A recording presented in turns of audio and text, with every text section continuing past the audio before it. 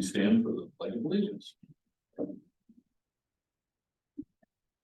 Pledge of allegiance to the flag of the United States of America, and to the republic for which it stands, one nation, under God, indivisible, with liberty and justice for all. So, roll call, what's your name? Let's start with Sandy. Medical condition today, and Courtney, who's traveling for business. Do I have a motion to accept the agenda? Motion by Tom, seconded by Steve. Agenda maxed out. We have the meeting minutes in September 28th meeting. Listen, has everyone had a chance to review them? Any updates or changes? I haven't seen that. That's from my perspective. Tom's name is spelled wrong here. Tom's name is spelled wrong. But we can make an amendment to that. I think you have to make a physical copy notes so you can just scratch it and name changes. We have a motion to accept the meeting minutes with corrections. Second. Motion by Tom, second by Leo. Passes. We're gonna open up public comment for anything that's not on the agenda tonight. If they want anything they'd like to speak with in regards to the agenda that's not on here. Your name, please. Renee Town. Hi, Renee. Hi. I just had a comment, like question, and I know these things don't always get answered during the meetings, but I know we had originally the open house was supposed to be in September, and there was talk of maybe multiple open houses, and then it got scheduled for October, and then it got moved to next week, the 2nd. Yeah, that's primarily for more notification to the township residents. Does anybody know if there will be more than one? Because now I can't make the schedule to meet, and I really would like to. Yeah, at this point, since it's not, it's a revision, not a full update, the plan is to only have one workshop for the master plan update. So I had comments other than what I filled out the survey, of course, but. Yeah, if you'd like to send in any other comments, I think that would be more than appropriate. And you just submit it in writing, submit them to Carol, she'll give them to us. Thank you. Okay, so the unfinished, so public, just public comment, do you have anything you want to talk about besides it's not on the agenda? The only thing I really gave you was well, solar. Okay, so we're gonna close public comment for anything on solar subjects, for lack of a better word. And we'll let unfinished business, and we're gonna review the solar rates. I think Ms. Harvey, are you with us tonight? I am. Can you hear and see me? It's difficult to hear. I can't hear you. You can't, can you hear me now? Yeah, see Not about really. turning this up here. Let me Can see. you scream a little louder? Okay, now? Now can you hear me? That's good. Okay. Thank you. All right, thank you. So this, this thing's been tossed around and moved around a number of times. This is really the first time we've had a chance to sit down and read through it as a collective team, right? So I think that's the way to go forward with it. But before we get into all the nuts and the bolts of various sections of going through the ordinance, what I'd like to do is this from a high level perspective. Ms. Harvey, one question I have is biomass facilities.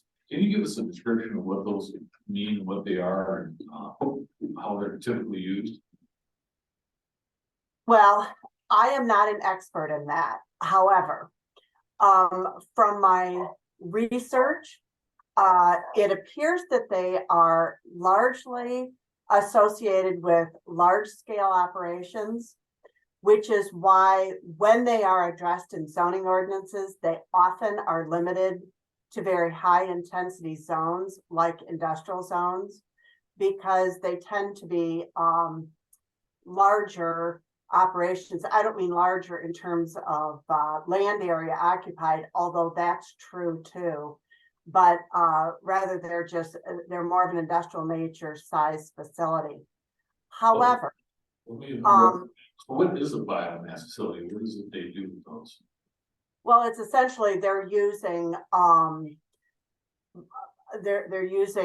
biological product or waste to and burning it to generate electricity.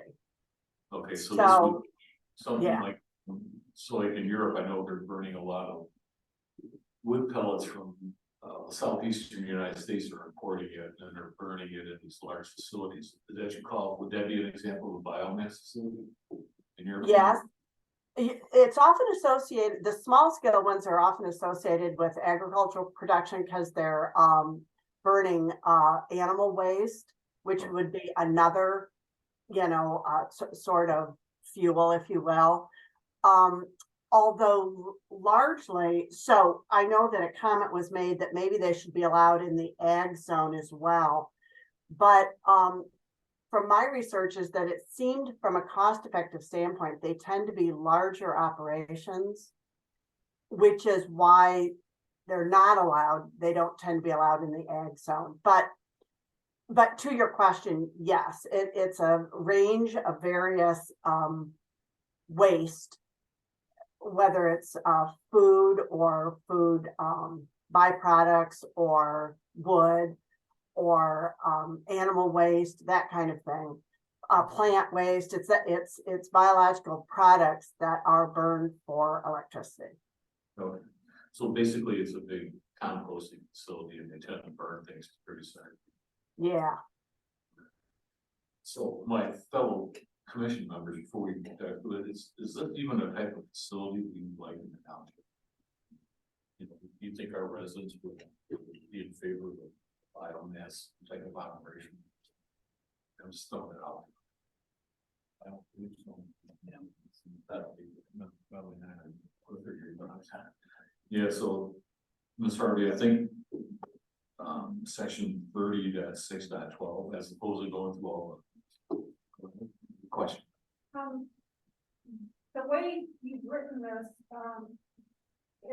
it deliberately excludes anaerobic digesters that are sewage and or from. There are other ways to make methane that can be burned, but it basically excluded burning methane. But those are another type of biomass plant that can make electricity. And those are actually using wastes that if you don't use them, they're still going to be making methane and it'll go into the atmosphere and contribute to climate change. So I'm not sure why those are being excluded as a biomass type. In an agricultural area, it seems like there's enough agricultural waste and just the waste from human occupation that if somebody wanted to build an anaerobic digester and use the methane, capture the methane and burn it to make electricity, seems like that would be preferable to just letting it go into the atmosphere. Could you say your name, please? Christina Snyder. Okay, well, Christine, thanks for your comment. But that may be on a small scale operation, one of those scenarios, but the way as I'm looking at this is to be economically scalable. These large biomass facilities are probably not the best interest of the township. I think we've all come to that conclusion. So, I don't know, Rebecca, do we need to do like a motion to remove this section from the ordinance? Oh, no, gosh, no. But that's helpful. If my takeaway from your discussion this evening is that you'd like that removed, I'll just make a note and then that will be one of the revisions I made. Okay, Mike, when does the public comment for the renewable energy? sure, you can go with your comments on that, but Yeah, I mean, I could speak a little bit of like, even 3 minutes. no, it's this is we're done that. Not gonna. I wanted to pick up where Tina left off here about the biomass, and I think this applies to all the different kinds of renewable energy. We're off to a good start with the solar in distinguishing principal use and accessory use, which really comes down to big and small, right? The big commercial operations that you were just talking about, the biomass facilities, and the accessory use, which could legitimately be used by a farm, because they have a lot of farm biomass there that they might want to put into it. Anaerobic digester. I think. I wouldn't tend to. We had Stone Township. We don't have any. Okay. But this is the problem, this is the perennial problem with our ordinances and our zoning, right? We're always playing catch up. So by the time it hits us, we're not ready, right? And that's why we did. No, we can always make changes down the road. I'm just, as it stands right now. Yeah, I mean, I didn't mean to argue the point, I just, one of the points I'd like to make, and I made it in my letter, more general. That whether we're talking about geothermal, wind, or solar, there is a big difference between accessory use and principal use. And I think we ought to use the same terminology for all of these different forms of renewable energy to make that distinction. I think in some of them, like wind is called point of production use or something like that, but that's really accessory use. Yeah. And just treat them different. I think the whole thing could be simplified. Great, you know, if you look at accessory use, that being legitimate and requiring less regulation over and above what the building codes already specify. Okay, well, no, I understand your point. I mean, I have some other points too. I think that, I think the large and small accessory solar is a kind of a strange way to classify them because they're a percentage of the lot rather than the actual size. Yeah, well, if we get to solar, we want to be, what we're trying to do right now is just kind of go through state, these are big areas that we don't want to spend time going through Oh, yeah. the details. You asked me earlier whether I had any public comment. No, but I'm not sure what the right time is for it. yeah, no, so as we come to those, we'll definitely, it's gonna be open for comment. I think that's important, just, we have that dialogue. The second area that, that came up, and I realized, Ms. Harvey, when you have to look at these, you have to kind of take a large view of what's out there, right? And the stationary fuel cells. What is a stationary fuel cell? As we look at this ordinance from your perspective of writing it. Well, so I will be honest with you. These alternative, these various forms of renewable energy, that are outside of wind and outside of solar, they are really not my area of expertise. However, what I did when the Planning Commission expressed their interest in expanding their ordinance effort to include all kinds of renewable energy, Yep. I worked with Attorney Thal in securing sample ordinances that did that.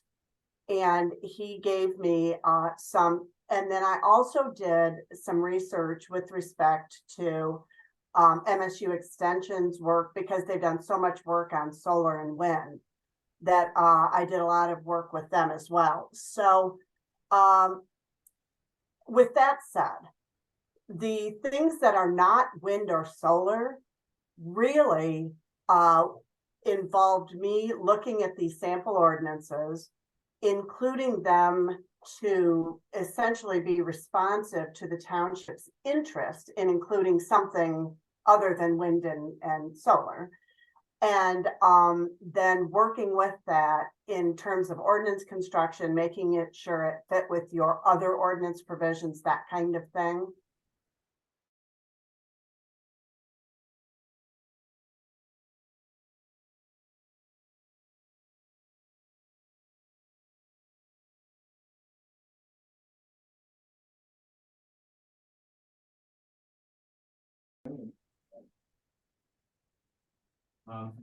So Okay, I mean, again, it's small and large scale. is different. you know, No, I don't know about technology. so, yeah, either. I can tell you a little bit. Okay. I do know that, the stationary fuel cells are typically a less efficient way of storing, electricity or energy than batteries are. It's about 80% efficient for batteries But what is the and stationary fuel about cell? 40% for fuel cells. What's it made out of? So, they have a proton, EM membrane, and it's basically, when you have power, you're putting the power into the membrane, and it separates, the hydrogen from the oxygen, and water, takes water apart in the hydrogen and oxygen. When you, need power, you can then reverse it and put the hydrogen and oxygen back through the fuel cell to get electricity out of it. And water. Okay. So, They can run cars on fuel cells, and yeah, supposedly that's in our near future, but I don't know. We've been talking about that for 10 years now. I know. the thing that concerns me about, fuel cells is that they are about half as efficient as batteries. And that most of the hydrogen that's getting used is being sourced from cracking it off the fuel rather than from. So they're cracking off the fuels and made hydrogen. Interesting. So is this a section we do then? I don't know about either way. Yeah, we might be doing ourselves a disservice at this point to venture down that road until that's a topic that's been examined. We know a little bit more about to know if it's feasible. So you're of the opinion that 30.615. Yeah, it's probably creeping outside the compounds of kind of where we want to go. Now the game when yours call, but it's so.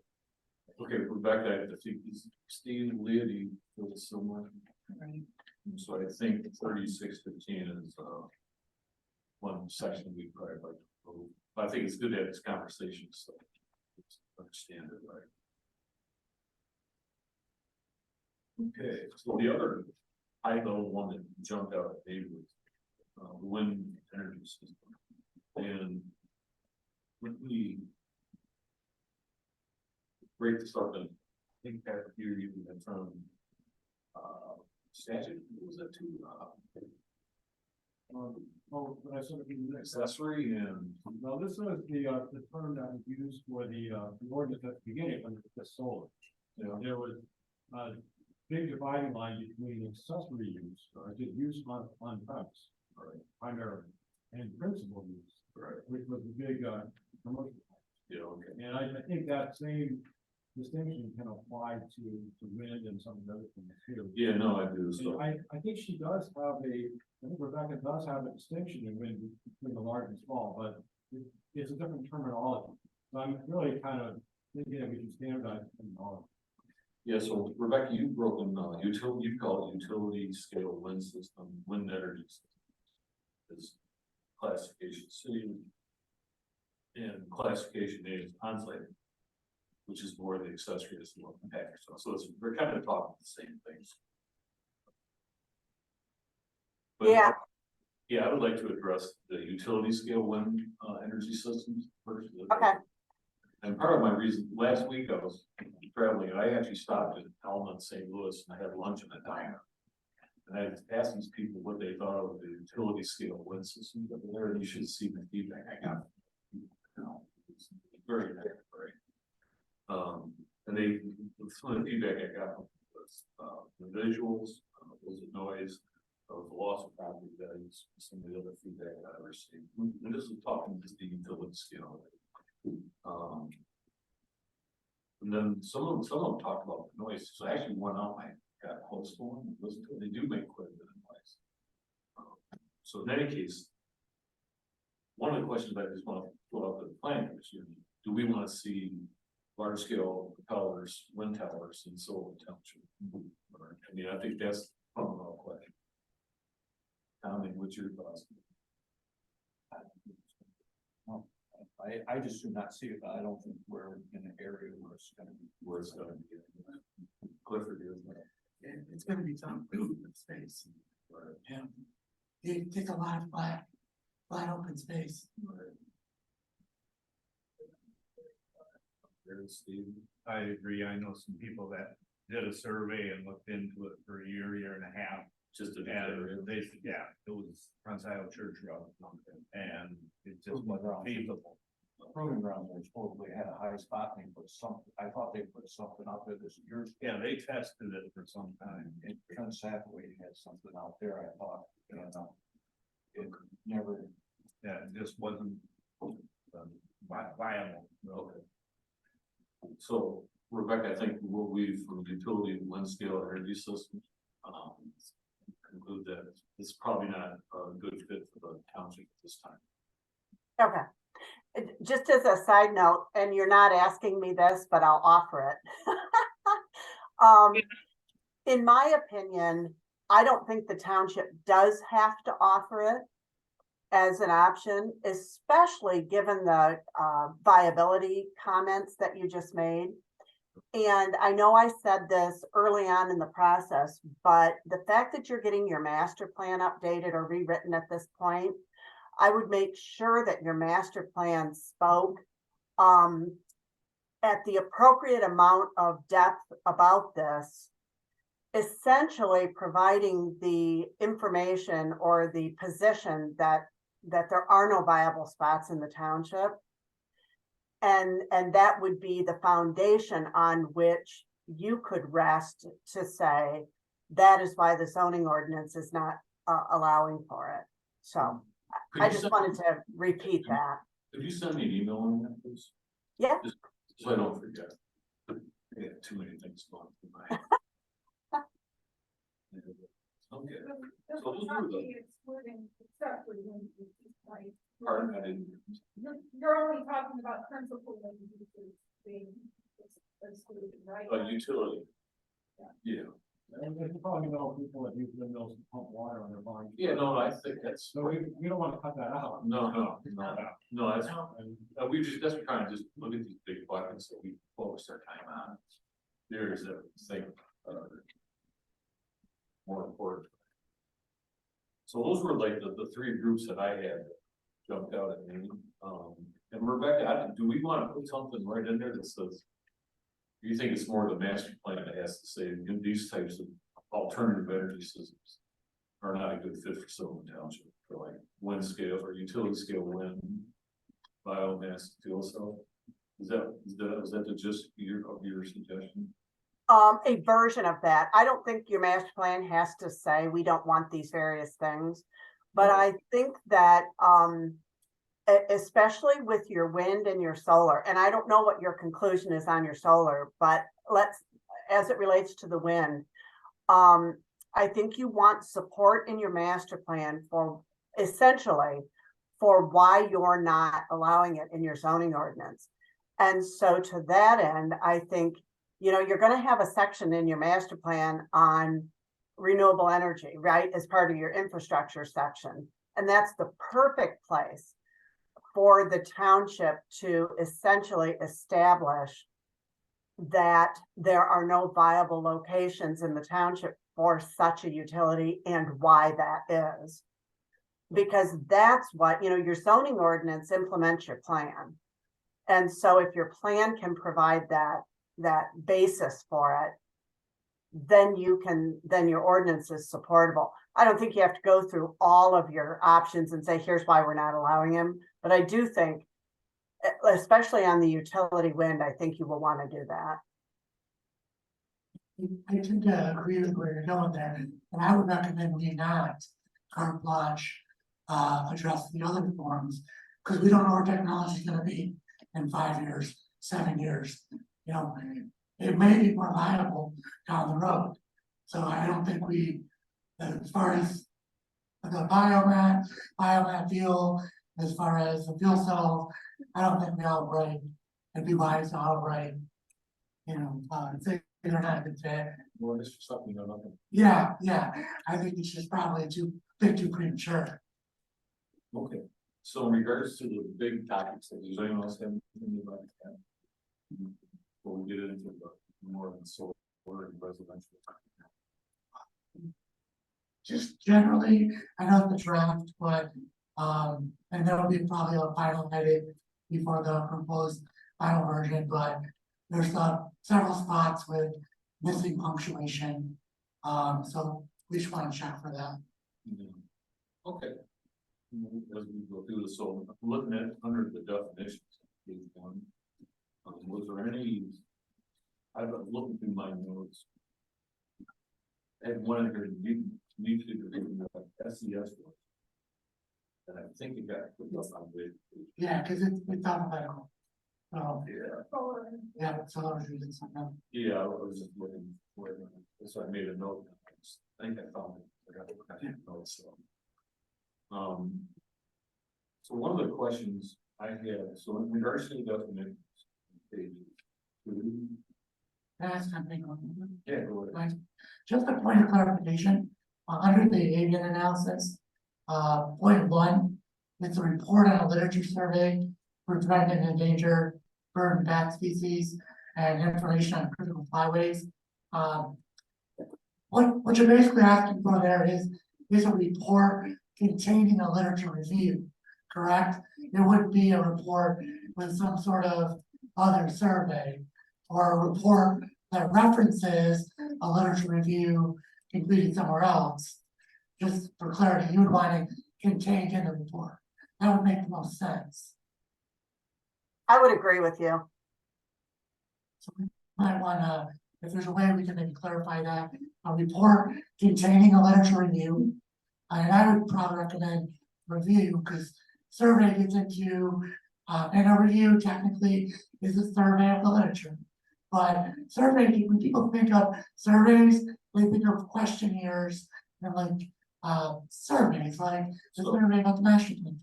So maybe we just change one to avian survey. Or I would just say, report containing a literature review. No, just take report out, just, so this, the survey, we just say, there's gonna be an avian survey. Oh, I think that makes it more confusing. I don't think so. Call the Audubon Society to see that. This, to me, this voice is acting, so I want to look at it as opposed to going out. Looking to MSU reports, right? Okay, so you're talking like requiring from a recognized Yeah, agency. yeah, maybe it's sort of. I mean, that's a way to Because right do here, it. it says even analysis, it says right here, it study, I think. Yeah. No, maybe it's surgery. Because one of the, more so on. When they kill. Sure. Migrate. Yeah, I'm not arguing the point. Surveys have been ambiguous, I think, based on what most readers are gonna come away with. Because most readers are gonna think a survey, like the Survey Monkey survey we put out for the master plan. No, I think a lit review, no, we can be very specific, saying maybe it's survey, right? Maybe it's survey sounds better. maybe the feedback to Ms. Harvey is, can we float some language to rework that section? Yes, so Yeah. noted. It's a good point. Clips. Anything else on page one? Mhm. Comments? All right, so we're gonna go to page two of the definitions. On page three, it talks about conservation cover for solar sites. Talking with conservative organizations that focus on.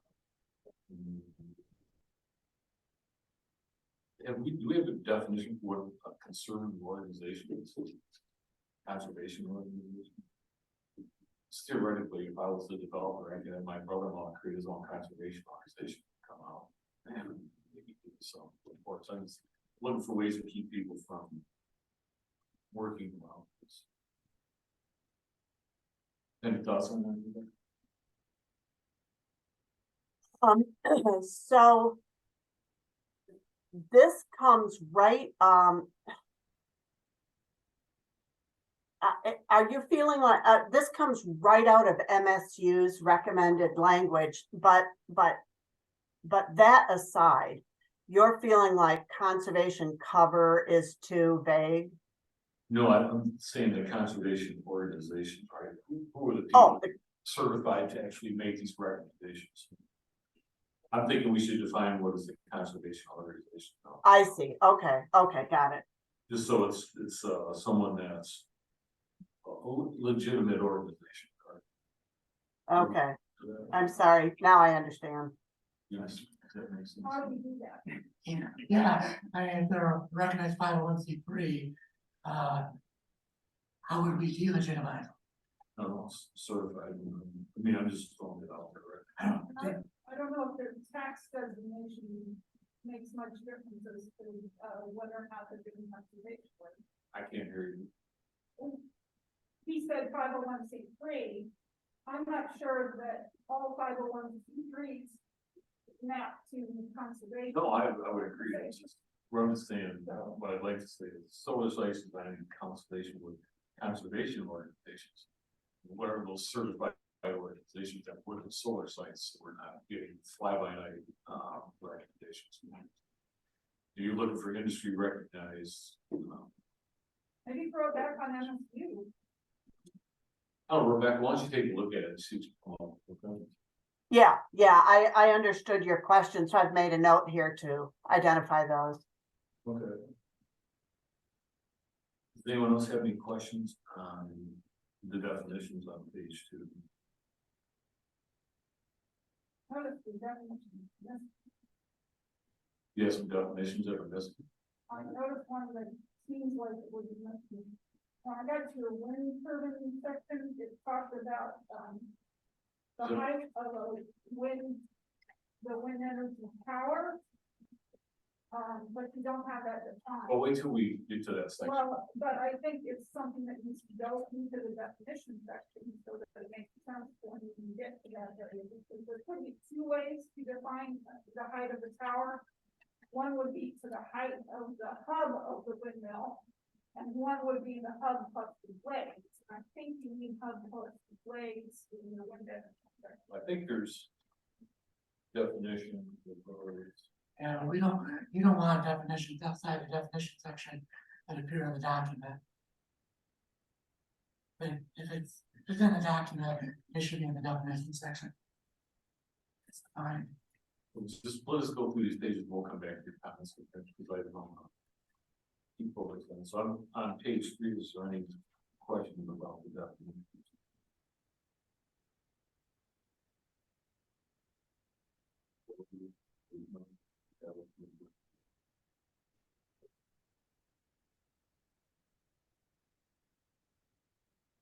Okay, let's go over to page 4.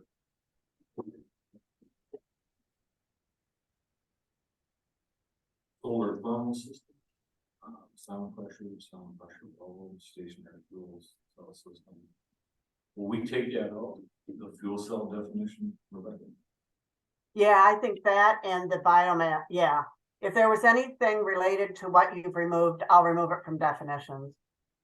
Yeah, then the utility wind scales, energy systems, you should remove that.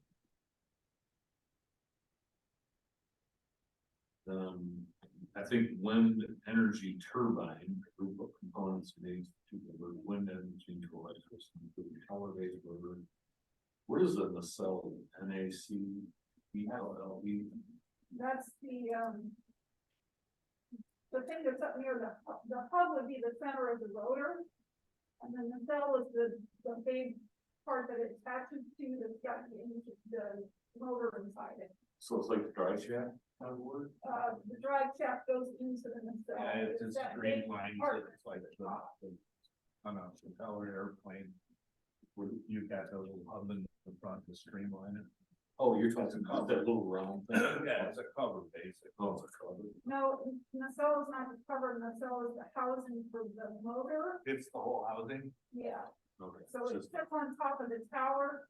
And it's got the drive shaft coming out and the hub of the windmill is plugged into that drive shaft.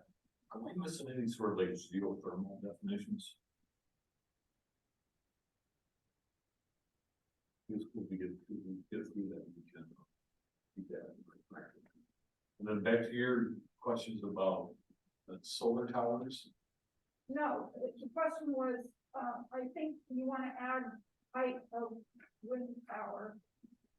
And you wanna define it as. The height to the cell plus the length of the blades above that, so the whole height. Because when you refer to it in your wind energy section, it talks about how you want the towers to be at least 1.1 times the height of the tower away from the property lines. And I think that's because you don't want anything, if the tower falls over, you don't want it to be able to land on somebody else's property, Right. so. But you don't include the blades in the height of that tower. We're not Okay. including the weight. The blades. The if you blade, don't blade. include The blades as part of the height of the tower. I thought, when I read it, I thought, For the blades to land on somebody else's property. Rebecca, did you understand that? point? No, when she speaks, I can't hear very well. I know that she's talking about the height, but that's all I can understand. So I'm saying the height of the, There's a microphone right there. okay. The height of the wind turbine should include the blades. To the topmost extent of the blades. Yeah, so on the wind energy system standard, it says that the total height is measured from the base of the wind turbine at grade to the tip of the blade at its highest reach. Good. So does that satisfy your, what you Yeah. were concerned? Okay, good. It just wasn't in the definition section, I don't think. Oh, yeah, well, okay, I get it. So, yeah, that's in the actual body of the standard. I get it, okay. So I guess maybe you wanna move it in there, Rebecca, Oh, please. in the definitions, thank you. All right. So page 5 was biomass, we're gonna skip over that. We're gonna go to page 6. Geothermal energy system. Geothermal. Okay. I've got some questions. So on 2A, Rebecca. Ground or surface water protection standards. Should we identify what standards we're looking at as part of this?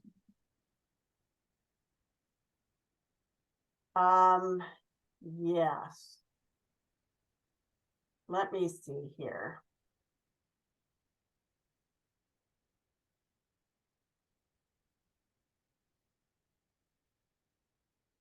Yeah, ground or surface water protection standards. This is EPA statement. I think we probably need to think about it, we probably need to have Okay, thank you. that part. For the next slide. Does anyone else have any comments on page 6? Well, page 6 or 7, I don't know which, but, it doesn't mention anything about, needing to show that the, system is designed is not gonna be freeze damage to lake or lands. That, especially, those belonging to other people, because it's quite possible if you're taking too much heat out of the ground to the building or something, that the ground can freeze up around it, and similarly, if you're taking heat out of the lake, if you would, you can actually freeze up the lake, and the lake water might be, shared with, a bunch of properties, not just belong to one. So can we rephrase that? So you're concerned about geothermal. One is reuse of the water. Well, you have this list on, I guess it starts on page 6, but then it goes to 7, about the things that you have to show. And I think you want people to show that the system is as designed is not going to freeze up the ground or freeze up a lake or something that is pulling heat from. So basically, it's negatively impacting surrounding property versus the use of the geothermal systems. Basically. Yeah. Isn't it kind of hinting on that page? subsection H, isn't that kind of getting in that ballpark? Yeah, it's mitigation, but lands, substance, result. That's just the land subsiding. Rather than, and Christina's also talking about water fees, like that, a little bit additional. Yeah, be looking. Could I ask a question, you know, it looks like this whole section is about point of use geothermal, it's on page 6. That's the first thing it says, it's the point of use electric power generating facilities. Et cetera. Is it- I would have thought that this would be more applicable to like a utility scale or principal use. Because, you know, people have point of use, people have accessory use, point of use geothermal systems all over the place, and they have, I mean, my neighbor. Yeah, they take low water and they run it through a heat pump basically and heat their house. Yeah, so it looks like this section is really aimed at the large scale geothermal things, not the individual. I get that. Other, I don't know, Rebecca, can you answer that question? Yeah, I would tend to agree. So the biomass, the fuel cell, and the thermal, the way this was constructed is it looked at all three of those, and now two of them you've removed, but I'm just saying that in terms of construction, as point of use generation, which means that they are designed primarily for on-site accessory use, right? For the use that is on the property. However, it does allow for the sale of a certain percentage over that being used by the on-site user to the public utility. And so it was envisioning on all three of those, not necessarily a huge scale, except for the biomass, because that's all that would be working on it. But it was envisioning that it might be, especially if it was for a non-residential use, it might be built at a scale larger that for the purposes of selling off what they didn't use. But I would agree that you know, thermal systems are put in just as like any kind of, you know, just like your furnace or air conditioner, right? Where the zoning isn't even allowed or isn't even triggered.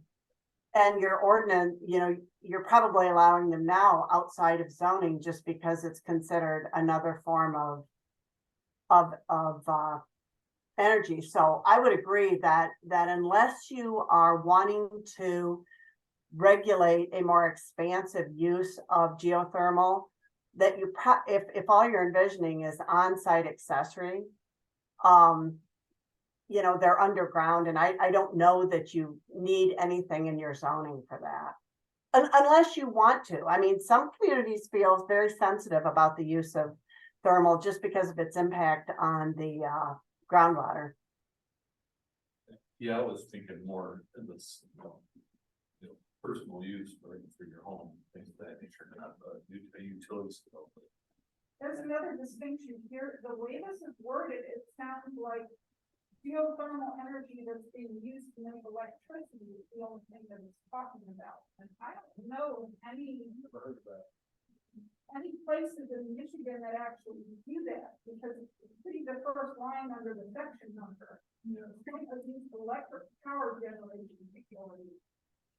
So Most geothermal that people use as an accessory use for their own operation, or just moving heat, not making electricity. So this is the consensus that section 30.613 doesn't need to be in. Yes. All in agreement? All right, so I think the conclusion, Rebecca, is 30.613 is not required. Remove the geothermal. Yep. Okay. Thanks, Patrick, for bringing that up. Okay, let's go on to section 30.614 solar energy system. Building integrated and roof mounted solar energy systems. Will be allowed as accessory use in all zoning districts subject to the following restrictions.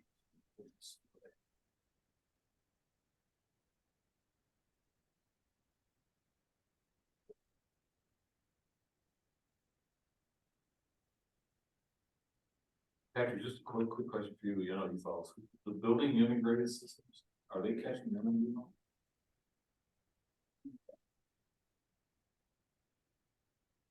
Is there any large scale developments? Sure, where, I'm not aware of anything that apply, but. Are there some commercial buildings that you like on this?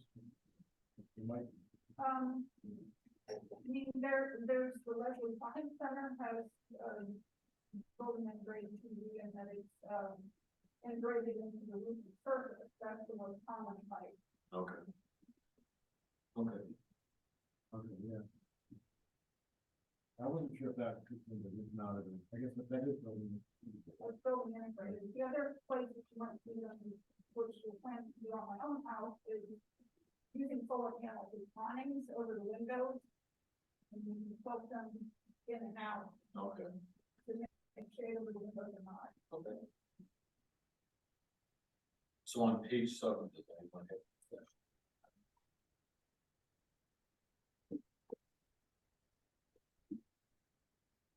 Going on to page 8.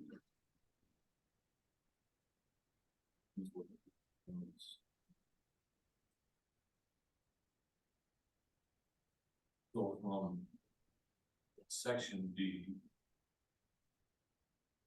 through section 2 at the bottom, setbacks. Does anyone have any questions?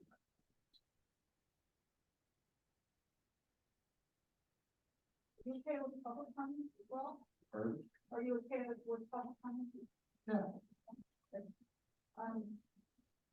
The roof mounted SES on the previous page at the bottom, I still think, requiring that it not project above the peak of the roof is overkill. Yeah, I believe you are grandfathered. Yeah, and then on B, I think we're excluding, what is becoming a very popular way of, kind of having the best of both worlds for flat roof systems, where you can, still be able to use the flat roof as living space, and you put the solar energy array above it as a canopy, in which case it may be higher than the parapet. Oh, so it's kind of like the roof over the roof. Yes. Yeah. And if you do that, I think you would want to, if you make an exception for that, I think you would Yeah, the problem is, require them to, show that it's gonna be aesthetic piece. then I think you get into some of the building restrictions too, because of the house, peak of the road, or they come to certain conclusions. Yeah, yeah. Then someone comes in later and adds an accessory to it, then you run the risk of violation that leads to some of that zoning related processes. Right, it's considered to be part of the building and can't exceed the permissible building height. Where is the zoning in those provisions? So, Is it like, you can't have a house for 30 feet, Yeah. it's one of the regulations, right? I mean, if it's, So if you've got a 30-foot house and all of a sudden, then later you do an accessory, well, like she's talking about, then you would be violation. You wouldn't be able to do that. so if you just said that roof mounted solar panels are considered part of the roof for building height purposes. That would just cover the whole thing, right? And just say, and then you just couldn't have these solar panels that are too high because they're part of your roof. If it makes your roof over the maximum height, then you can't do it. I don't know, if I look at section 1, I think it's probably got it covered here, right? It's probably more after the fact, that someone has to bring that in.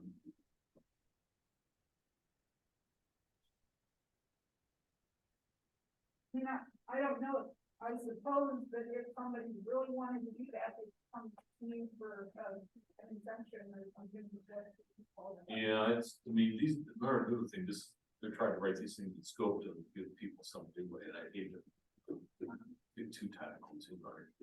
Well, what's the problem that we're trying to solve? We're trying to make sure that the total height that we exceed township limits, right? You know, well, that should be the builder's problem. And the engineers should have that problem. And it should be, yeah, and when you go for a zoning compliance permit, you just have to prove to the township that you're not gonna exceed the maximum height. Yeah, but I think, Right. we're on a point where, flat roof system, I remember reading that. Sometimes they don't always do what they're supposed to do. I don't know nothing you do about that, but.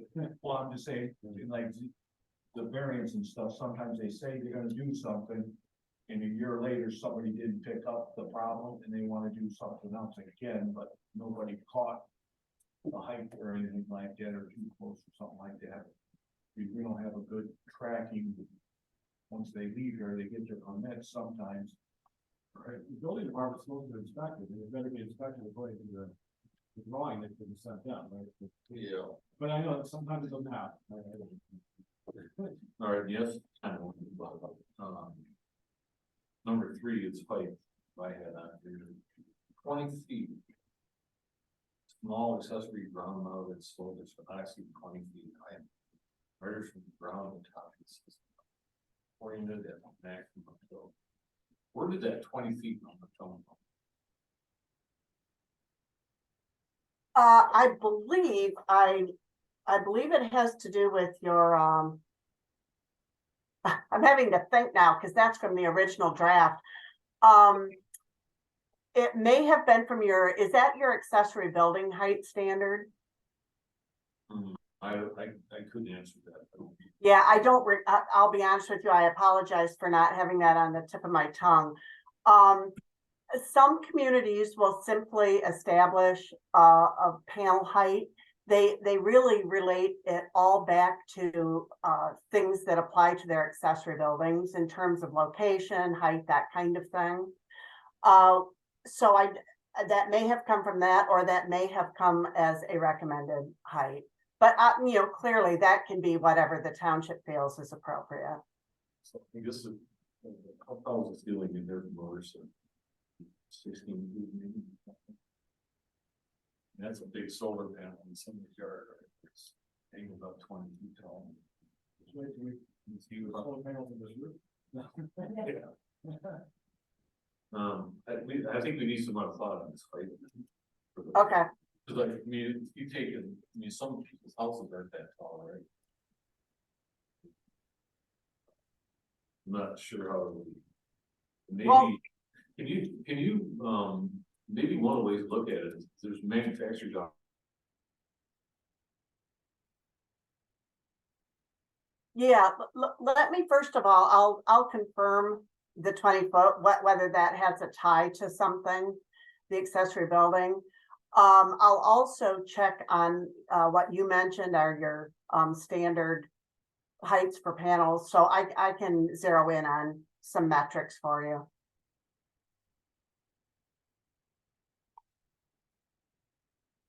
Hello?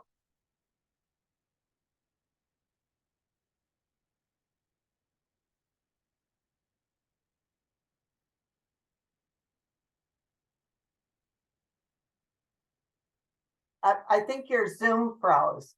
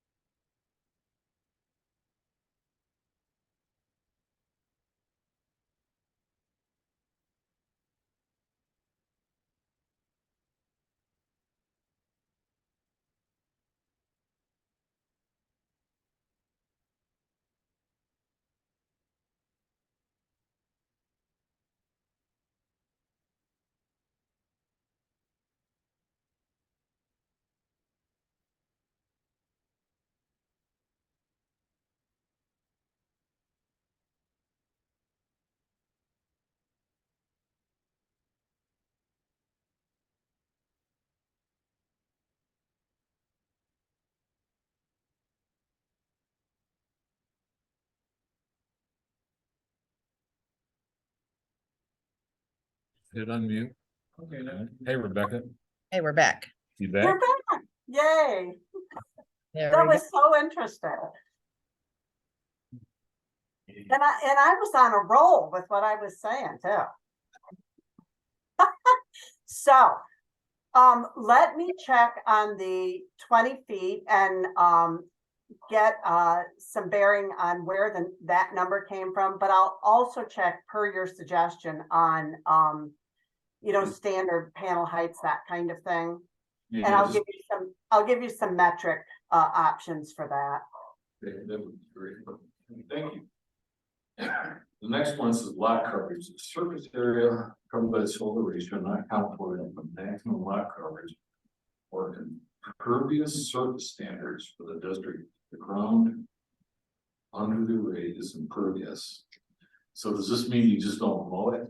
And what's the definition of impervious? I guess is my first question.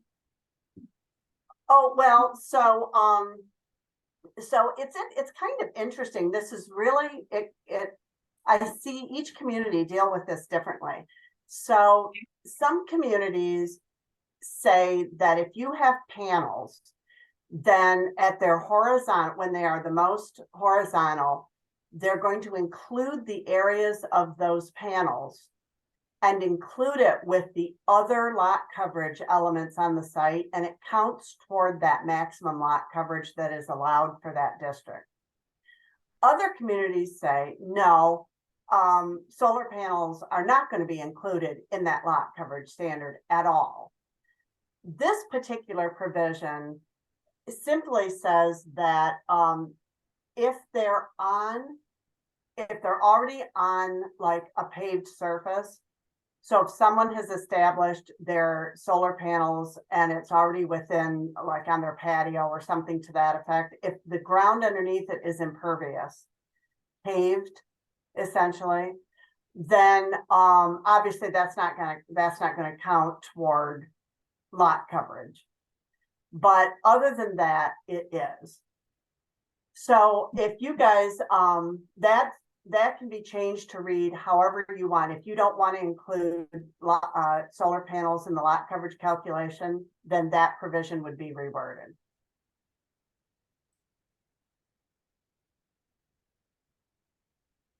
This is only for ground mounted, correct? Correct. I think it needs to be included as part of the utilization ratio. I mean, theoretically, if you took it out there, someone could fill their whole yard with solar panels, right? Well, that's why some communities use it, is they feel like that's a way of controlling the size of the panel array.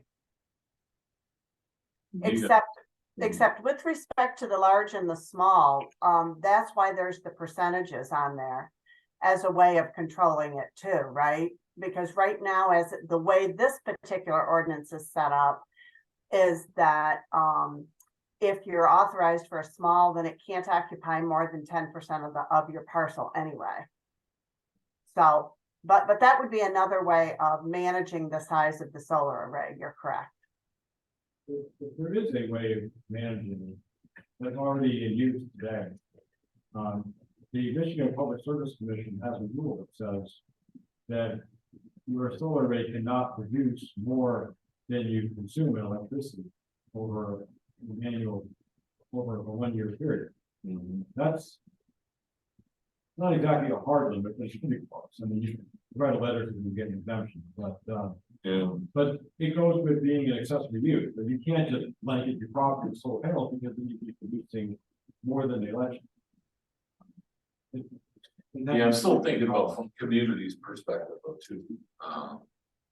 Just the visual appearance, impact on neighbors and property values and stuff like that. How do you? So I think you need some more thought around how do we this lot coverage and what sort of ratio makes sense. I'm not comfortable with this point of view. I'm open to, let's look at this. Yeah, you some other reason open or whatever. But I wanna know who's gonna, if we go Patrick's way, who's gonna enforce this? Carol. Yeah, Well, Carol. What happens, I can answer that question. What happens is when you apply to connect to the grid, you connect to the other with power, they apply the regulation at that level, they won't next. If you're already at the. Yeah, that's now, right? In the future, that could change. I would like to have the safeguards in here. It could change, I wrote that in my letter too, it is that there's a possibility that, change. So I think, However, the percentage thing, and it's something I want to speak about in public comment. The percentage thing is the kind of a bad way to measure it, because if you have a big farm and 20% of your 100 acres, it's still 20 acres, right? Mhm. So it's not a way to measure large or small. It's something else you're trying to get at. yeah. You mentioned property value, but maybe that's where the feasibility is. No, I think it's a combination of things, right? It's all new to a lot of us, right? But we're not used to seeing it. It's not like there's a ton of it around, right? I drove by a large solar farm out in Elgin not too long ago. It's off of 8 Mile Road or 26 Mile Road. Have you seen that one out there? Well, Sort of one in Grass. It's not about it. I mean, it's It's about, I mean, the assessment. it's getting used to what those things are like. So Rebecca, if we could have some other options under the slack coverage, the way this is written, I'm not comfortable. I have a good feeling for how it would be applied. Okay, Does everyone agree with that? Okay. Now, the next one says exemption, accessory ground mounted solar use solely to power a single device for specific piece of equipment such as long run lights. Is exempt from this section. Okay. Any questions on that? Non-conformities, small accessory ground mount installed on or served at non-conforming use should not be considered an expansion of the non-conformities.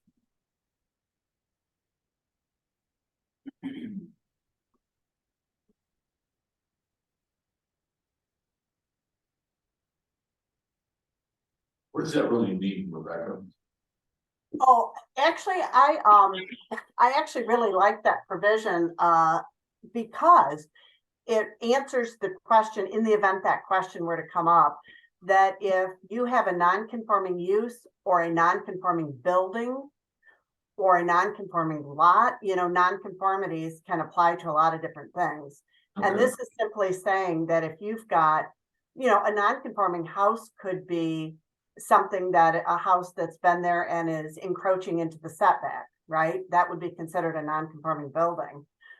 And what this is saying is that the placement of solar panels, let's say on that non-conforming house, or the use of solar panels on a non-conforming use, that is not altering or expanding that non-conformity, and so therefore it's allowed, because your non-conforming ordinance provisions always say you can't expand or alter a non-conformity. So that's clarifying it, that actually doesn't count. Everyone comfortable with that? It makes sense to me. Yeah. Utilities, all related transmission lines placed underground, batteries. Small accessory use SCS related batteries shall be located within a secure temperature control enclosure when in use. For lower use, such batteries must dispose of in accordance with applicable laws and regulations. Actually, you guys have thoughts on batteries that won't do your letter. When I skimmed over it, I saw it at 5 o'clock, so. Yeah, I know, I'm sorry to send the letters to late.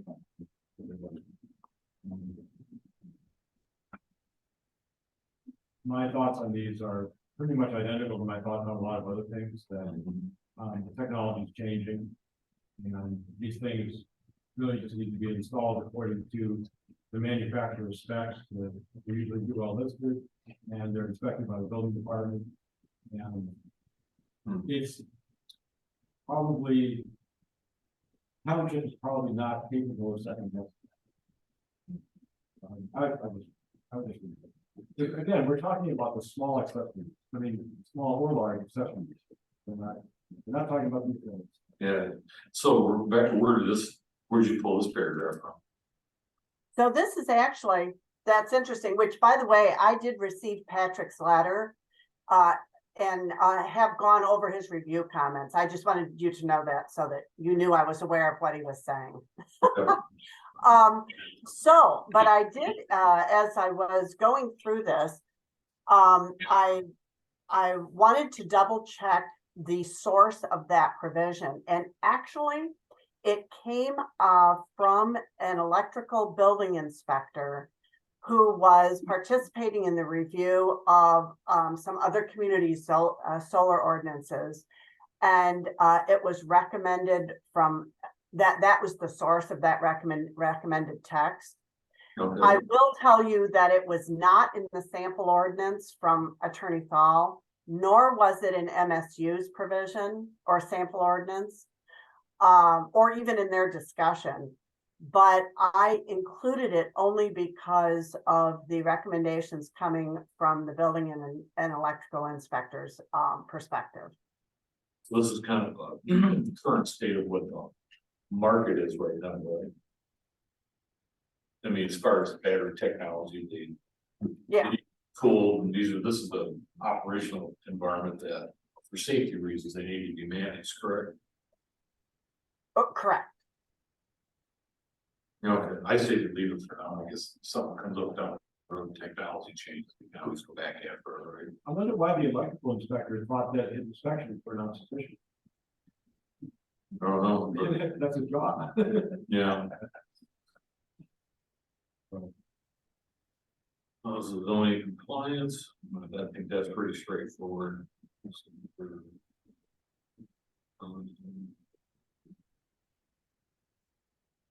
Here's the, section number 10, the applications failing to meet the height, setback, location, or lot coverage requirements set forth herein may be allowed as a special use in accordance with Article 24.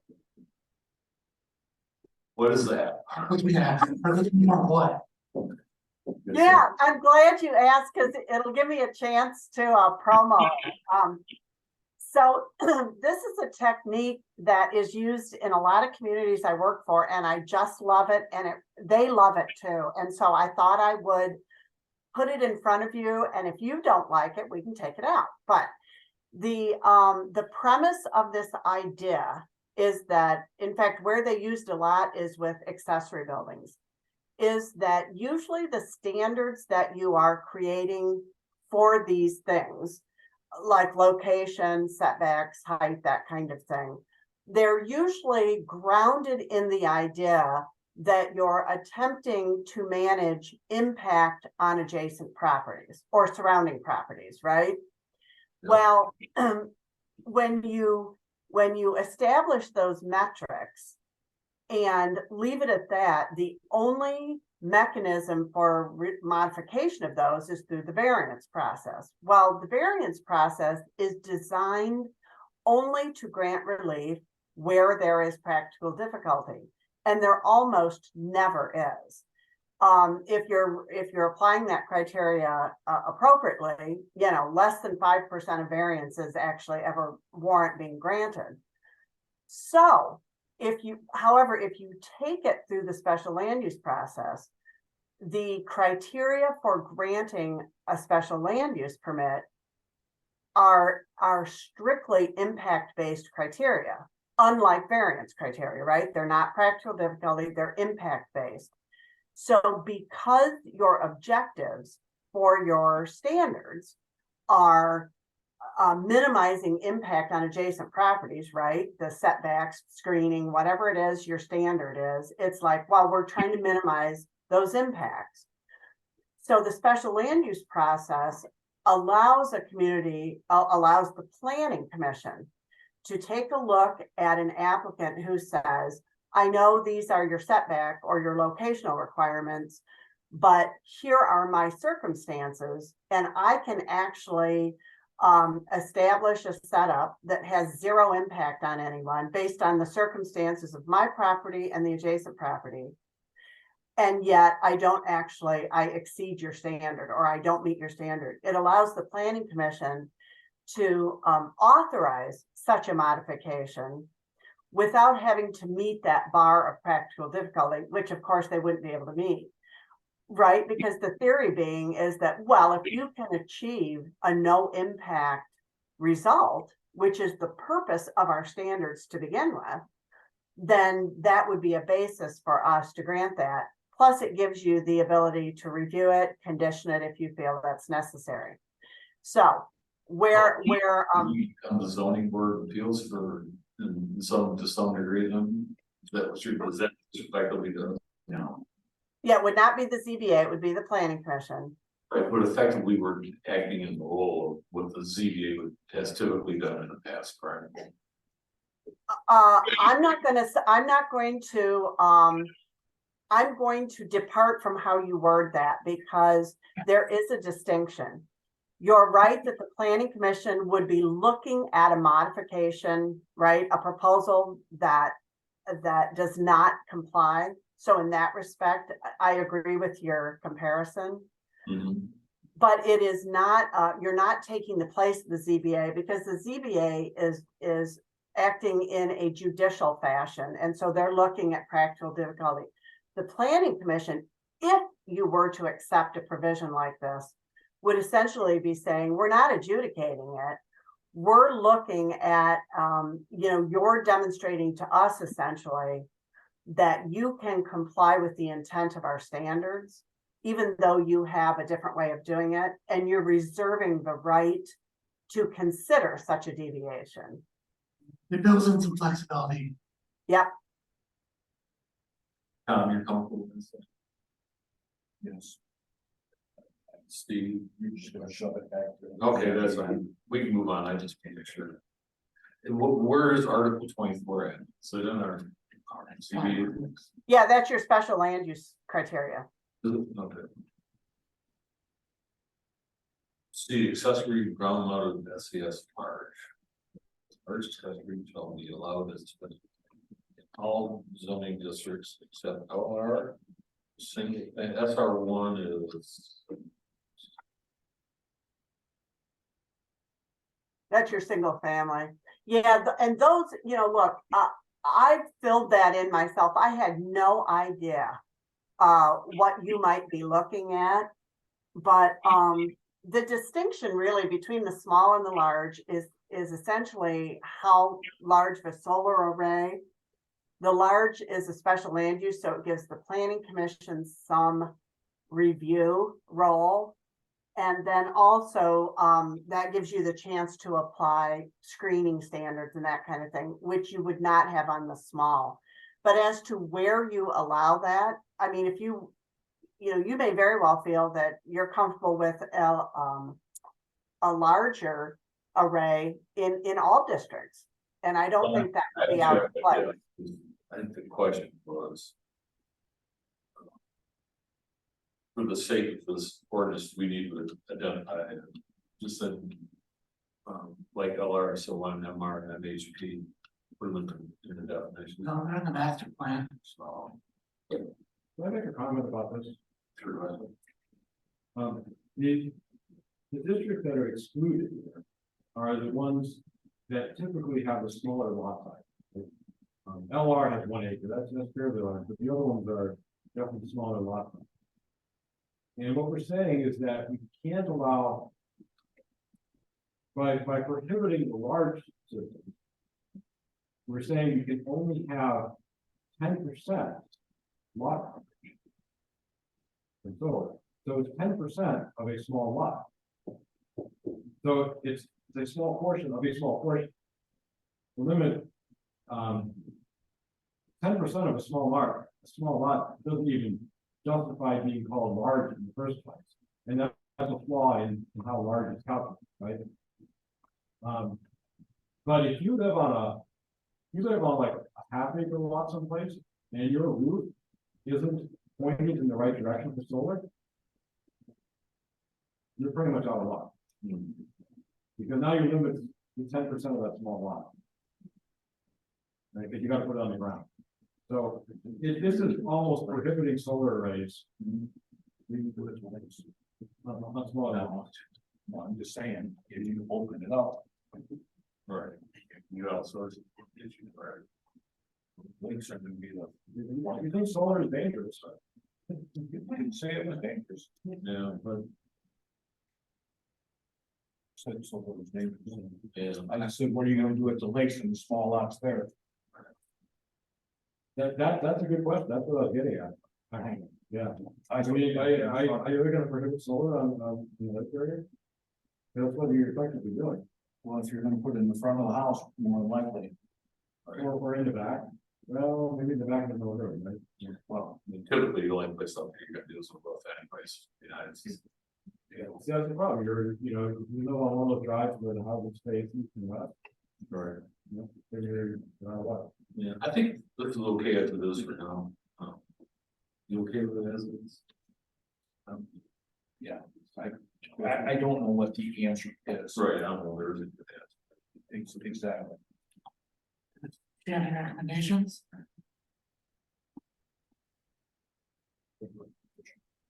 These are just that they're. Based on feedback. The location, large shall be located in the side or rear yard to minimize visual impacts. Public right of way.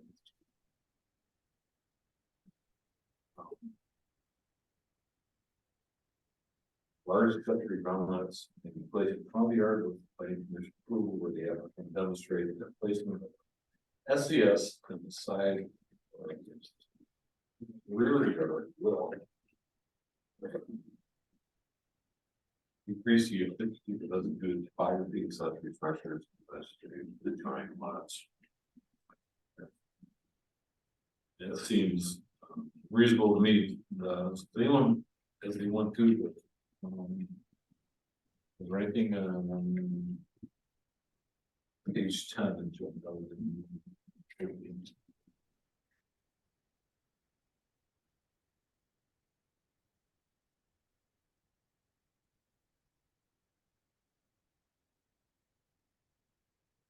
some of this was, I see you did good job of cut and paste. All right, page 11. Principal use solar energy systems. Small.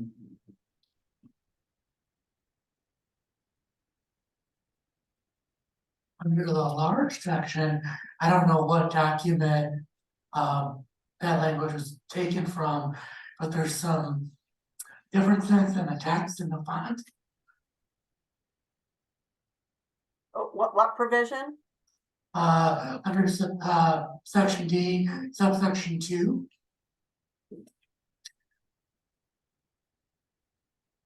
Under principally used SES large, the language that's indented. Yeah, no, that's not different font.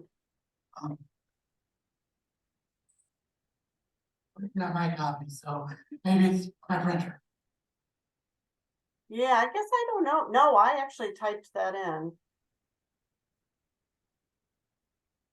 One of the Rebecca thoughts I had here is that in the township, we've got areas that are already serviced by the high tension high power tension lines, Okay, the MISO lines.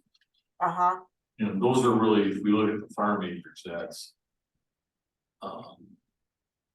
would be more in line to support these solar farms. There's gonna be some cost advantages to the solar company, but also to the farmers, since that they've already got these high power tension lines running through their fields, right? So if we're gonna designate an area that for allowing these large principal use solar farms. I mean, ideally, it's in those farm acres that are adjacent to the existing high tension or high power infrastructure that's there.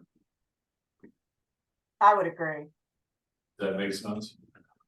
Yeah, so this was intended, and I can reword that first provision to reflect that, because this was intended to get at that by saying, by not opening up all of your ag land, but because in your master plan is where you're going to identify prime farmland and where these kinds of facilities are best to be located.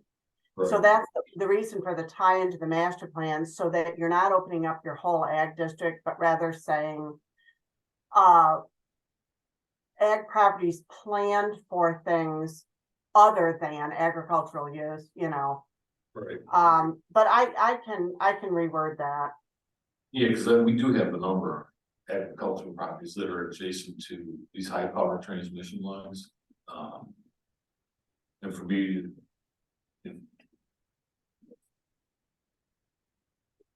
That's a, you know, a primary place to put it. There's cost advantages to the farmer and utilities if we're gonna try to, you know, for encouraging that type of growth, so.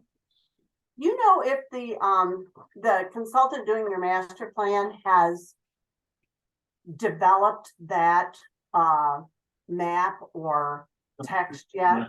I'd ask Carol to give us a copy of the ITC, maps, so we can see where all these high power tension lines run. I haven't seen Okay. them yet, but I don't know if you've got access to those ITC, high tension power line maps, but that probably would be useful. Right, No, as far as the designation of, everybody agree with that, those makes sense. Yes, sir. Okay. So I think,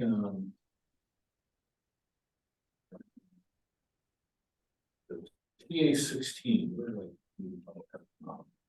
Things 12.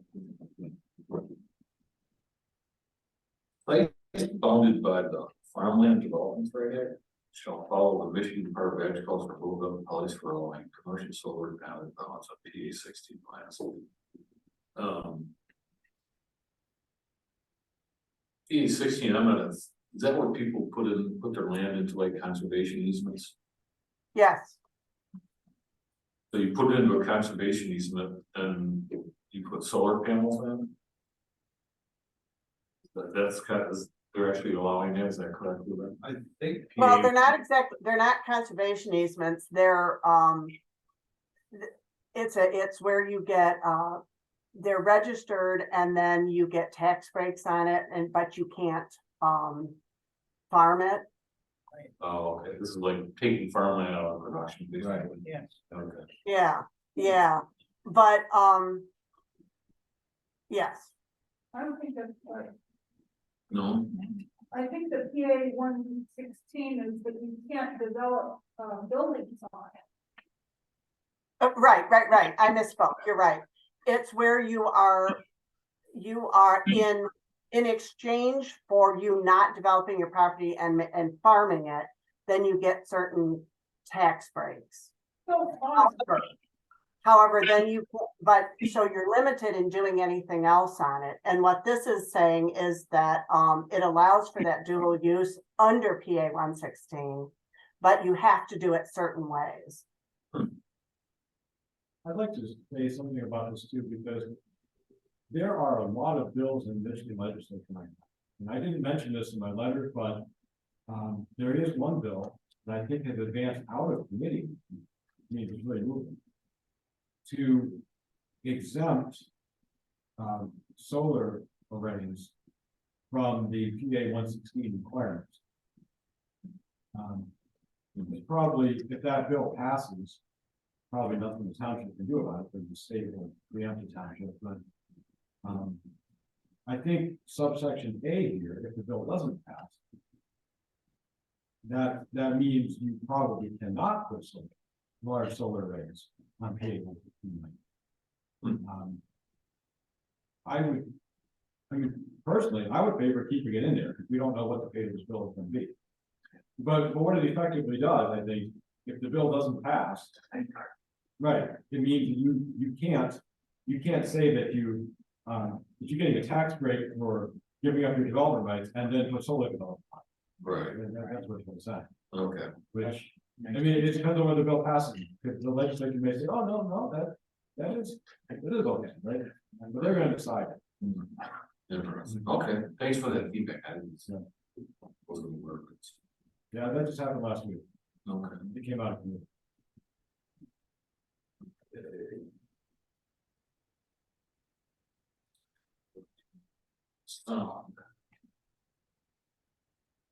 I would like to propose, an addendum to the end of that, section 14. That I think would be beneficial in that it would encourage people to use more quiet equipment.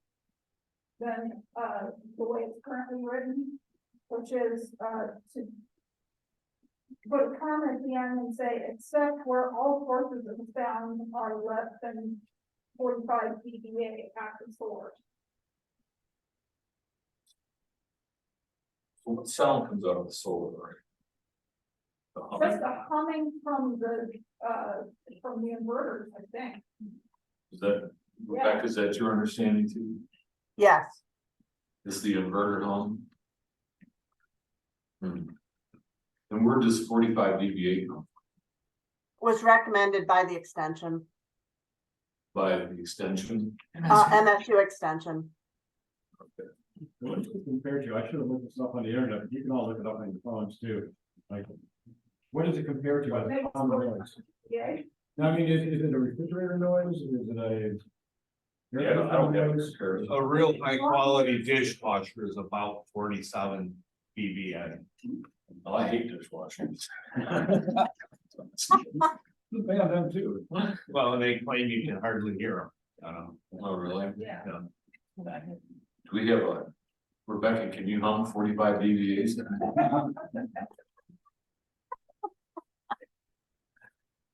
I don't have anything to say what's right or wrong. I think speech is around 45.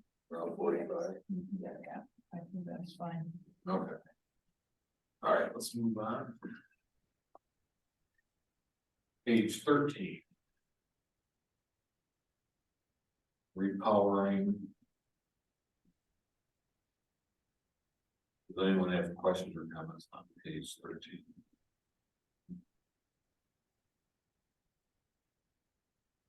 Patrick, do you have any thoughts on this page from your notes? No, I really didn't. Repowering, I think it needs a panel of battery in place. Yeah. So I don't see any problem with that. Decommissioning. The performance guarantee. That's something they collect up at the beginning for these large scale solar systems.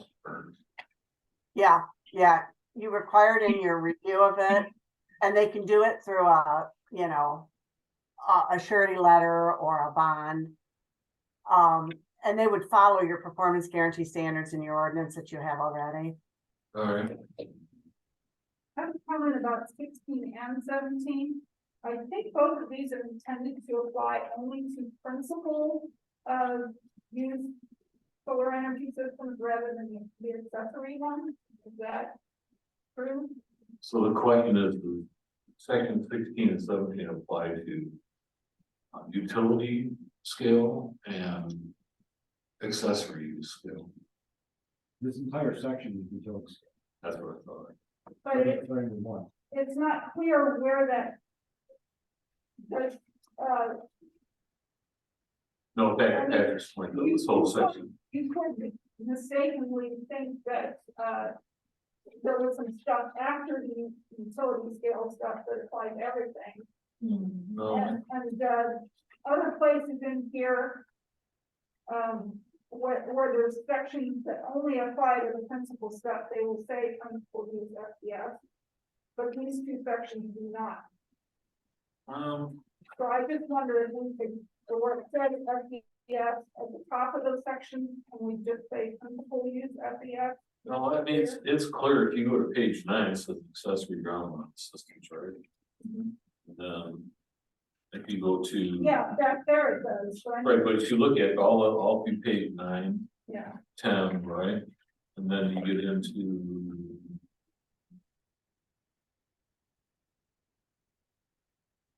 I know there's a great distinction to it, so there's a distinction there, it doesn't matter. Yeah, it's right on page 9, then you get into the accessory large, right?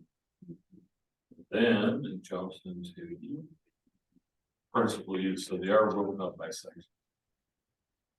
yeah, they are. I'm just saying that it could be possible that, somebody might wonder if principal use had finished up someplace and some of the stuff at the end was intended to apply to both. I would just feel more comfortable if those two sections in particular made it clear that it's only for the principal use. So Rebecca maybe suggested that you create separate sections for. No, I'm just saying, where in section 16 and section 17, where where FES, the abbreviation FES is used, can you just No, I add? understand your point. I was trying, Principle. this is for me, it's a formatting issue, as I understood it. So I don't know if we just create a different section for each of these breakdowns. Does that make sense, Rebecca? Yeah, so subsection. So the principal use is subsection D, and anything under that is related only to principal use SES. So from a formatting standpoint, it's already addressed. However, within that like 20 different, standards that apply to subsection D, some of them have the words principal use SES within the standard and some of them don't. And I think what she's saying is, unless it says principal SES, how do you know that it doesn't apply to accessory and principal? And I would say that because it's under subsection D and not under the other subsections. However, if you want, I can go through and under every provision that doesn't say principal SES, I can add that. Yeah, that's fine, as long as it helps clarify, that's clarify. I didn't know the different sections made a difference or not, too. I'll let you decide.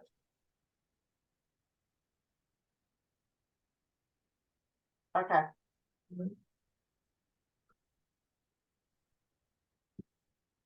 Access drives, minimize. So we talk about access drives. How does that tie in with our private road ordinance?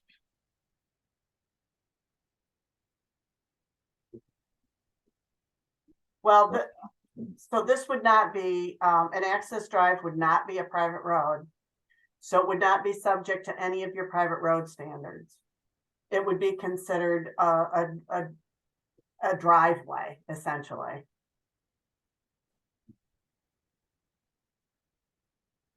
But if you're driving utility scale vehicles in and out, right?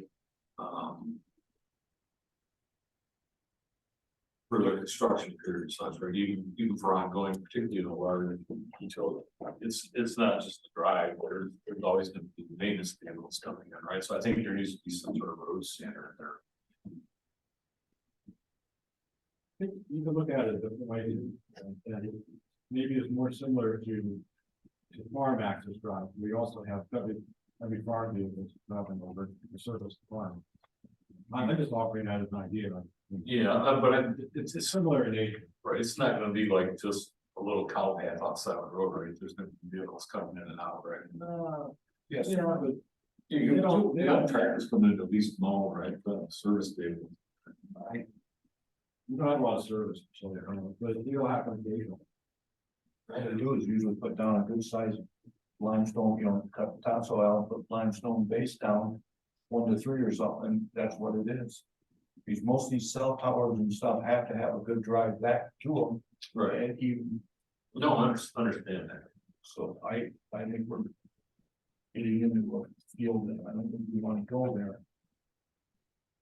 I'm just thinking about the part that abuts the road to the county, the road standards for turning and conservation. Right? You okay, that one, Yeah, down. up by Edson's there, Right, no, I understand. that little thing there, and I don't know how much traffic in there, we never brought. Oh, it's probably a little different, but if you go to the Grass Lake, I've been up a few times, right? There's a lot of construction traffic that's still long out of there, right? I see Todd's landscaping is a park there, trees. Yeah, I didn't mean to interrupt, I'm sorry. But I'd like to make another comment. You mentioned Grass Lake. I had the pleasure, so to speak, of attending the Grass Lake Planning Commission meeting last week, in Grass Lake County. Because they were considering a rezoning that would permit a large solar right now, in addition to the one that they already have. Solar greenhouse.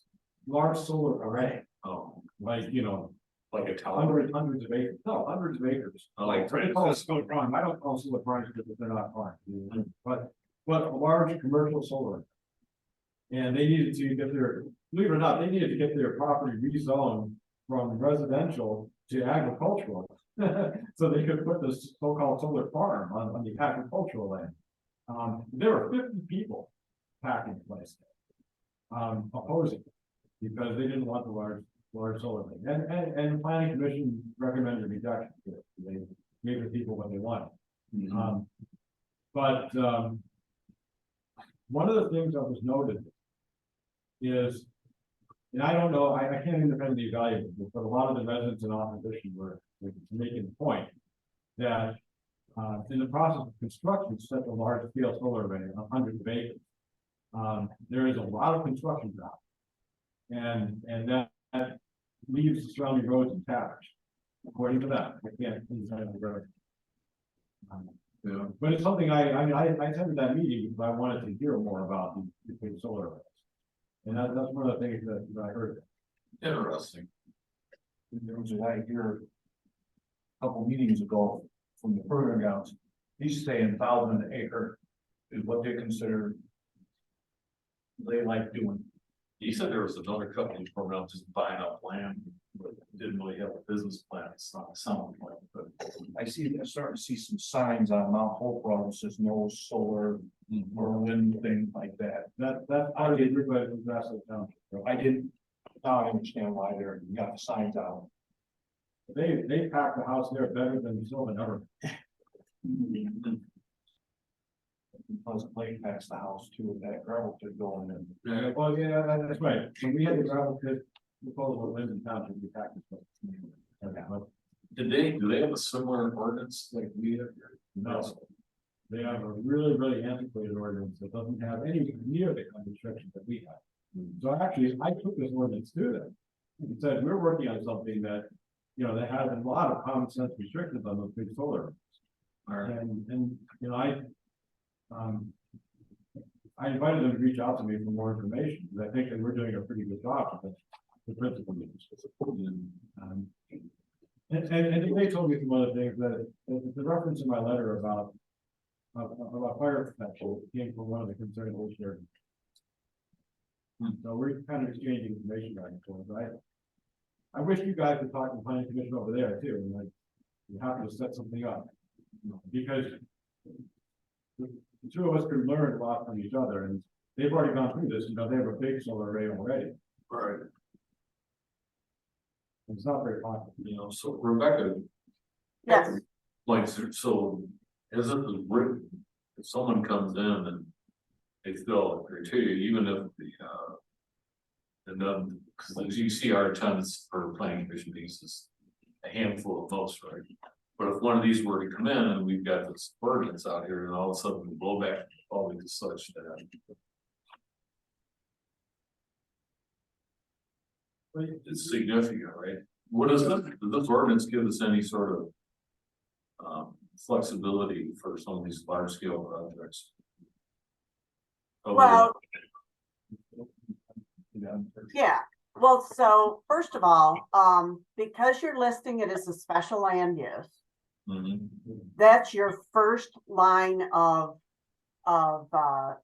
defense, if you will, in that they have to demonstrate to you that they can meet your special land use criteria, which are all impact-based criteria, that they can either meet it or do things to mitigate your concerns. Now, if you have concerns about their impact and then they provide mitigation efforts, you know, it may be that they're able to mitigate your concerns.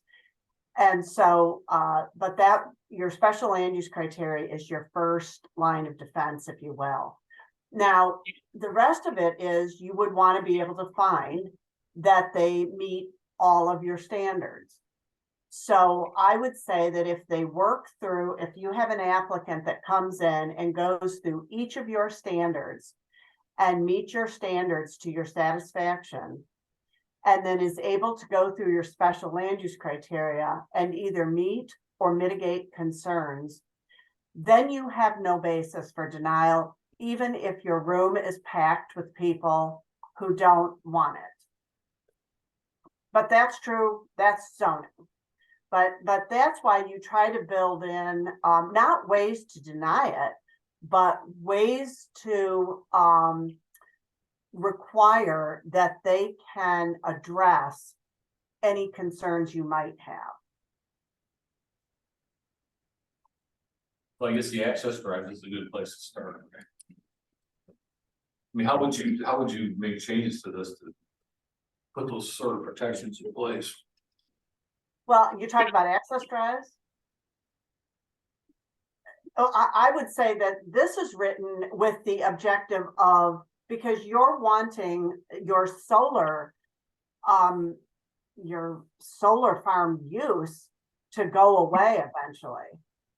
Right, because it's in ag land, it's potentially in ag land, but the idea is that you've set it all up so that at the end of the useful life, it's decommissioned, and you don't want, you can tell by the language in here that that's the sort of the gist of this access drive language, where they're not establishing something that cannot be undone easily. Now, that's not the same as providing safe access. And I think that was what Patrick was getting at with respect to fire department review, which fire department and engineer review is part of your standard site plan review process. So you're always going to get that review feedback. And they are going to be, in fact, looking at accessibility and serviceability and that kind of thing. But I think that your access drive issue is, you know, the public is not going to be going there. So I don't think you're wanting things paved, or, you know, I think you're wanting the opposite. You want it to be able to go away. Understanding that obviously they have to get there to service it. They have to get there to maintain things. All right, we can move on. I'm good to wrap it up. Do you mind if I make another comment? Sure. I kind of, as you were discussing this, I think Tom made a little comment about the Pierce Road and all the resident opposition to the projects over there. And it's kind of odd, because when that was going on, the towing impound yard was proposed, and then the high density residential was proposed over there. There were some residents, neighbors in the Pierce Road area, who were saying, well, you know, a solar array would have been better than those other things. I told the people after the Grass Lake meeting last week, I was chatting with residents there, and they said exactly the opposite. They said, oh, we don't want the solar array. We don't care if you have high density residential. I'm like, wow, you're the opposite of Sylvan Township. But you should be thinking about that Pierce Road corridor if you develop the zoning ordinance. That place is actually close to the high tension power lines too. So that may very well be what goes in on. Yeah, no, that's good point, Patrick. Yes, it does. What the residents want, I don't know. It's a mixed bag. Some would prefer solar, some would prefer anything else. It all depends what comes there. Yeah. Some of the zones change too, like I do with the wind, because that couple businesses there. My personal belief in the big scheme of things was it better than having 10 houses there, 12 houses there. Right, it depends on who you ask. It was very strange hearing exactly the opposite feedback from Grass Lake Township residents. I don't know if they're a different breed there or something. I don't know what to say, but I'm glad you're considering that. Probably something's going to happen to that property eventually. It depends how much money comes in. I mean, Yeah, Rebecca on page 11, under principal use section 2. Probably to take the utilities to get a win out of it.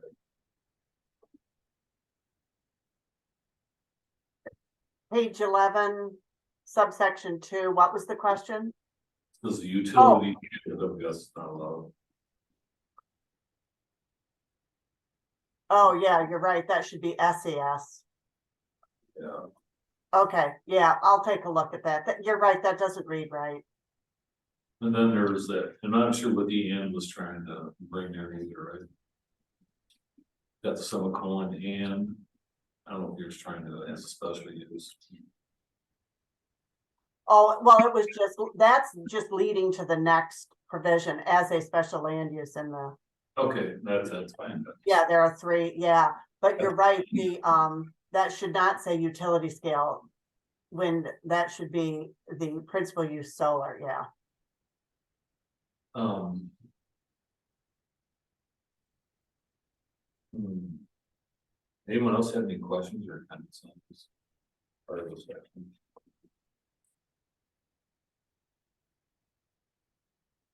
I guess the one thing that I'm still not comfortable with on large scale or the principal use SES is. I agree, the master plan does an equal area where it belongs. I think that's something we need to do with this update. That'll be pretty critical, because what we want to do is make sure that we have some control of where it goes. And other than that, which you talked about earlier, those are our primary tools, correct? Yes, Okay. I think it's gonna be important. We'll get in contact with our planning. They're here next week, so we'll see what I think. They did say they want to post that tower because they're cheaper to run. Yeah, I think it makes sense with farming. And then they've already got the infrastructure, units, right? Already got people there, so it's not like you're creating, I think,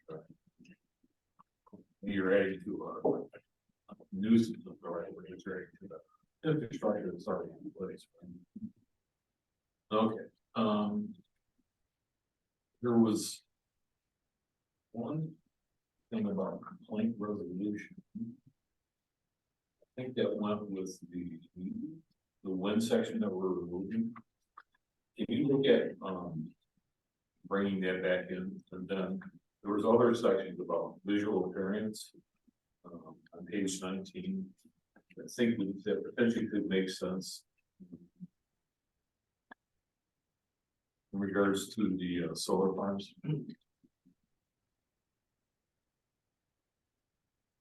I don't know if we want to call it out differently than screening landscape.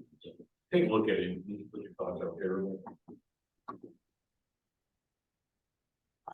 I'm sorry, could you you said that's on page 19? Yeah, I just thought, I looked at that section, there was some language in there that was kind of, that I liked, but it may not necessarily apply to the solar.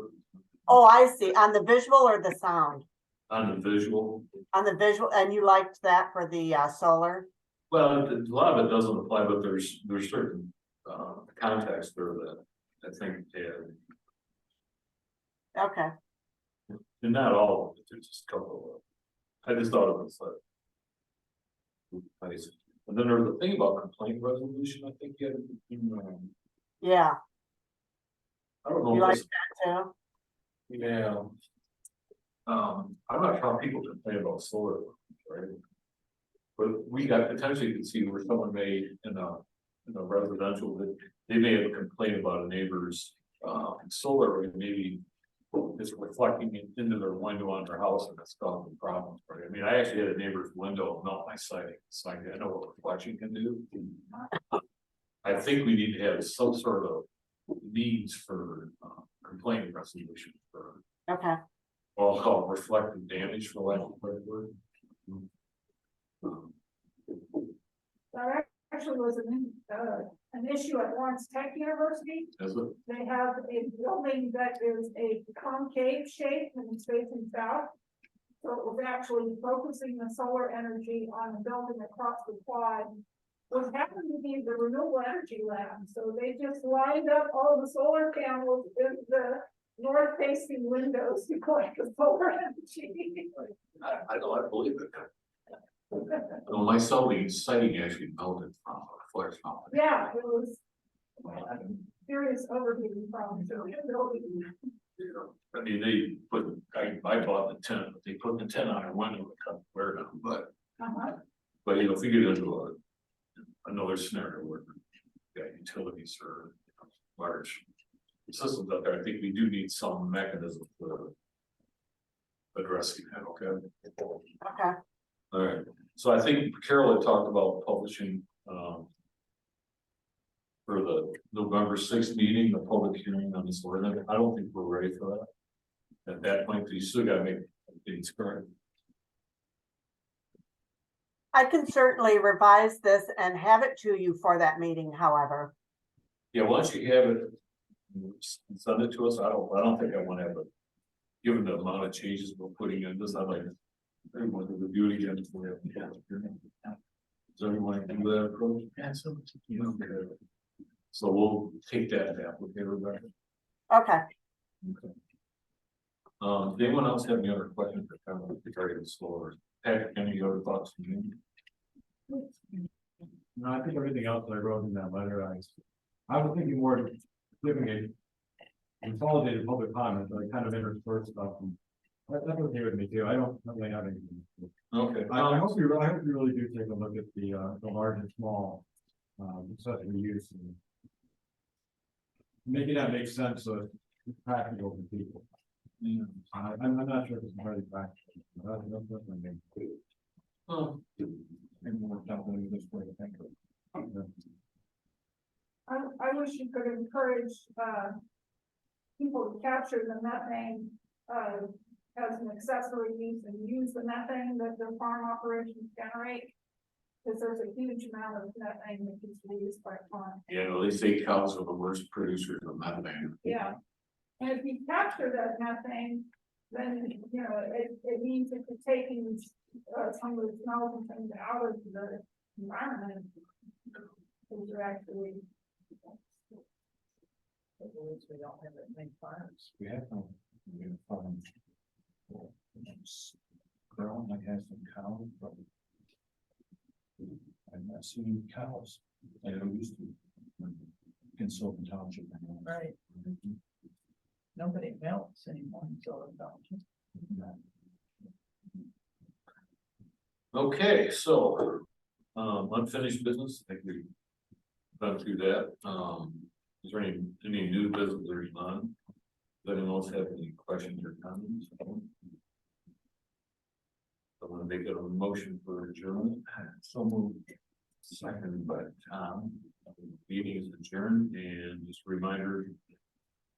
Master plan open house is on November 2nd and November 16th, which is the day after the opening. Deer hunting. And so Rebecca, I guess for now we'll leave it on the calendar.